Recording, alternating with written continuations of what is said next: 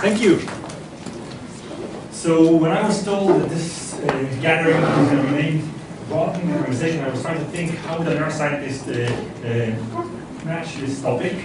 And I realized that I'm talking to you for the next 10 minutes about the conversations that happen inside our brains between the multiple parts of us. When I was pretty young, I went to a lecture in the University in Israel, and I saw a speaker talking about some very interesting phenomenon. There's some people in the world that have a unique type of epilepsy that spreads over their brain. And the way to treat this epilepsy is by splitting their brain in half. They cut the bridge between the two parts of their brain, and then from then on, the epilepsy seizure stays in one side. And this was done in the 60s by a very famous scientist in Santa Barbara called Michael Gazzaniga. And what he found when he did those experiments was that when you split someone's brain in half, you don't just make the two parts of the brain not speak, you actually make some parts of you split into two. So two identities show up, emerge. So here's an experiment they did where he took one guy with split brain and he asked the guy to basically make a shape, this pattern game, with his left hand. Now the left hand speaks to the right part of the brain where the decision makings are made. So this guy can easily solve the puzzle, no problem. But when this guy is asked to solve the same puzzle with his right hand, he's unable to do it. Because the right hand speaks to the left part of the brain, where in split brain people, that speaks to the solving puzzles part, so he cannot solve this puzzle. He's trying and he cannot solve it. And as you can see, the left hand really tries to help its friend, the right hand, but it's not allowed to. So you see a man struggling to solve a puzzle with half his brain, not letting the other half join it. And what happens when Gazzaniga lets this person use both hands to solve the puzzle, you see a competition. You see the two parts inside our brain starting to fight for dominance. They're trying to figure out who's in control. And this happens to us every day, all day long. When we speak, when we interact, we always have many parts of our brain, many us, who kind of try to govern our decisions. And ultimately, one guy, one person speaks to you right now. One person speaks in my voice, but there's many me sitting there and trying to figure out who I am. And when I was a kid, I learned about this thing, I realized that there's one place where I want to go to investigate it, and this is the brain. The brain is the source of all of our feelings, behaviors, decisions, choices. This is our personality. Somewhere in those two panels lie tens of millions, tens of billions of cells that have our genome, that encode all that we are. They have hundreds of trillions of connections, much more than the Milky Way galaxy, just a little cube. And all of that is who we are. And we know that because if we take a little part of our brain, you're going to change entirely. Whereas if I take a part of your pinky, you'll still be a little sad, but it'll still be you. And we know that from some cases where some people lost part of their brain, and you can actually see how they change personality. Let me show you a few of those stories. Here's a guy that some of you might remember from 1966. His name is Charles Whitman. He became very famous when in 1966 he one day climbed the tallest building in the University of Austin, Texas, pulled an AK-47 and started spraying people downstairs, killing 30 by the way. And then he waited for the emergency people to show up and then he killed them. Then he stayed there for half an hour shooting people from above until the police shot and killed him. And then they went to investigate what would lead a man to do something like that. And of course, the typical story. The guy was a great neighbor. He was discharged honorably from the Marine. He was a great guy. Up until they found in his apartment his diary. And in his diary, they found out that he reported day to day everything that happened to him. But in the last couple of months, before he had this horrible incident, he started writing that he feels that something bad is happening to him. He's not himself. He says, I feel I'm going to do something awful, and if I do something awful and end up dead, I want an autopsy done my brain, because I feel something is leading to it that is not under my control. And he even gives a check for $30,000 for this autopsy. So the police does that. They actually take the body, and they look at his brain, and they find a massive tumor present in a part of the brain called the amygdala that may or may not lead to this behavior. Now this story is one incident, but it's not a complete story. Here's a complete story.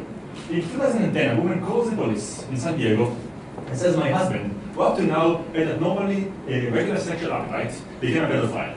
And I'm worried about the daughter. I don't know what's going on, but he's endangering our daughter. So the police stops him and they start investigating. And as they conduct the investigation, he starts complaining about headaches. So instead of sending him to prison, they send him to the neurologist, who looks at his brain, and he sees this massive tumor pressing on the front left part of his brain that they immediately go and remove in surgery. And as soon as he recovers from surgery, he is back to his normal sexual appetite. And he goes back home.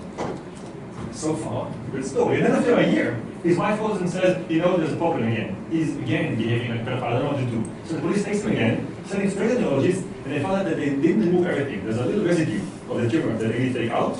they remove this part, and he goes back to his normal behavior. This is like a total control experiment in seeing how some little change in your brain makes you behave differently. Now, these are not just obscure cases that you all can read about in journal medicine books. It happened to all of you, day to day. You can all remember last night's cocktail. You were in a party, and you consumed a little molecule called ethanol that immediately made you a little cuter, everyone was funnier, everything was a little different. You all experience day to day this moment where you do one thing to your brain and it changes your entire personality. So I believe that studying the brain is a key to understanding our behavior. And scientists like myself have been doing that for a while. They've been looking at all kinds of ways to study the brain. They've been looking at the brains of animals by sticking that to a zip inside. They've been looking at the brains of humans by looking with MRI machines or with all kinds of EEG at the brain, trying to infer how our behavior works. And ultimately, the best idea, of course, would be to open someone's brain and stick electrodes inside and look inside their brain. But not all human beings will let you open their brain and put electrodes inside.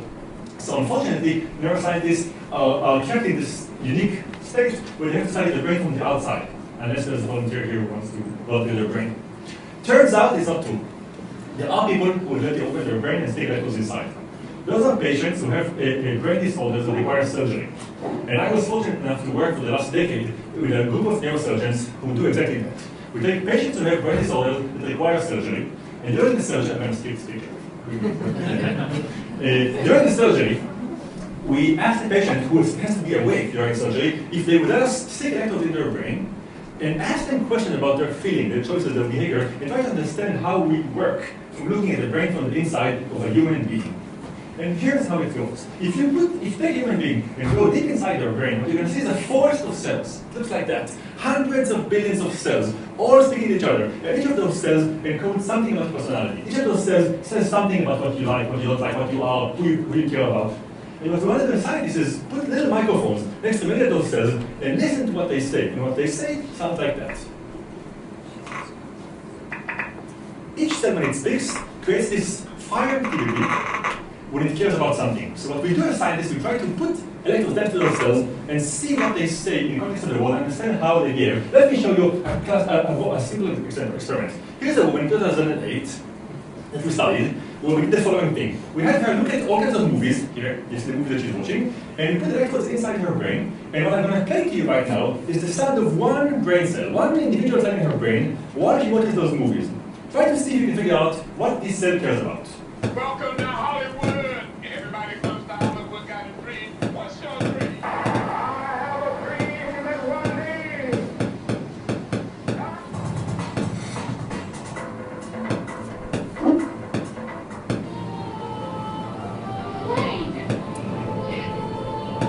Welcome to Wall Street and the New York Stock Exchange, the world's largest and surprisingly one of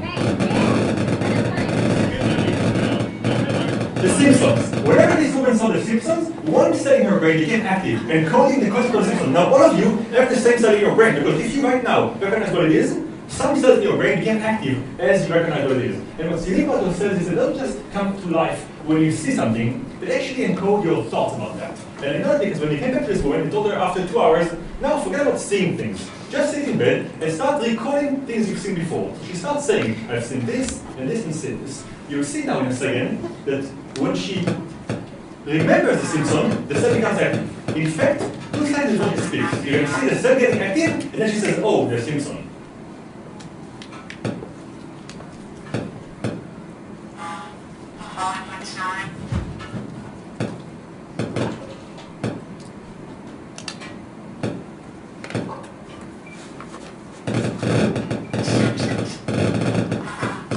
Now this is remarkable because this indicates to us that whenever we live our lives, we live in the past.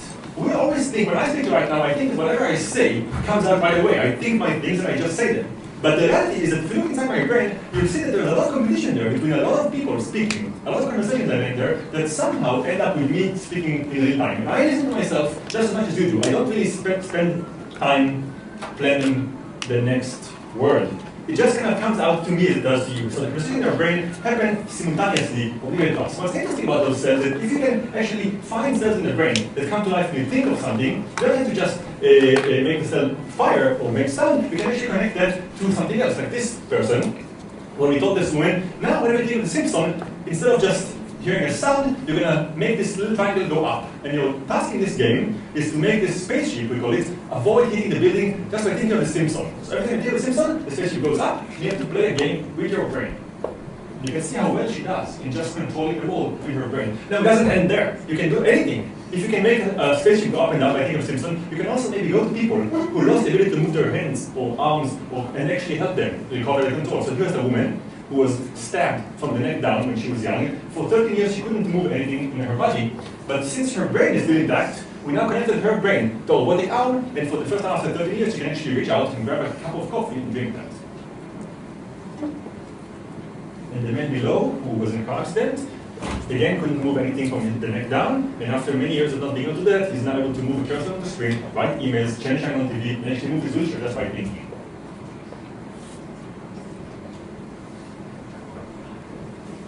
Now, it doesn't end there, because if we can record the activity of your brains and understand what you're doing as you do them, we can operate things in the world, but we can also maybe investigate things that you don't normally have access to, like your dreams.